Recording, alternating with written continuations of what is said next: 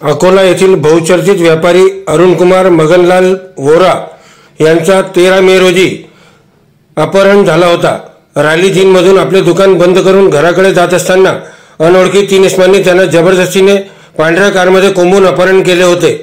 रामदासपेठ पोलिसांनी अपहरणाचा गुन्हा दाखल झाल्यानंतर अपहरणकर्त्यांनी त्यांना सोडून दिले होते।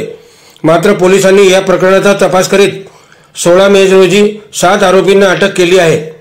आरोपींमध्ये मिथुन उर्फ मोंटी सुधाकर इंगळे,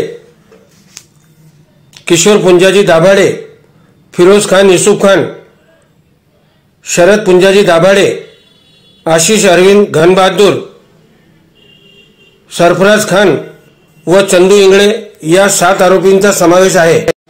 आरोपींनी व्यापारीचे अपहरण केल्याची कबुली दिली असून तपासात पैशासाठी गरज असल्या कारणाने त्यांनी अपहरण केल्याचे निष्पन्न झाले आहे।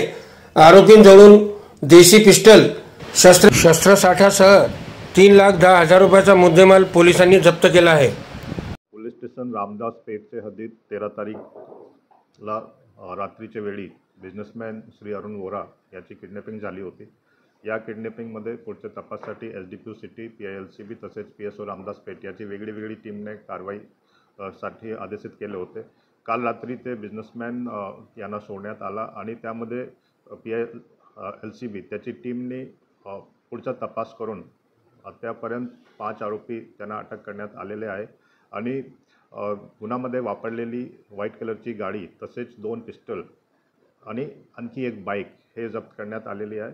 यामध्ये पुढचा तपास सुरू आहे। प्रथमदर्शनीय हे गुन्ह्यामध्ये एक्स्टॉर्शनसाठी किडनॅपिंग केली आहे असं दिसून येत आहे। यामध्ये आतापर्यंत तपासामध्ये 1 कोटीची मागणी ते करणार होते, परंतु असा कोणताही संपर्क फॅमिलीसोबत करण्यात आला नाही असं आतापर्यंत निष्पन्न झालेला आहे।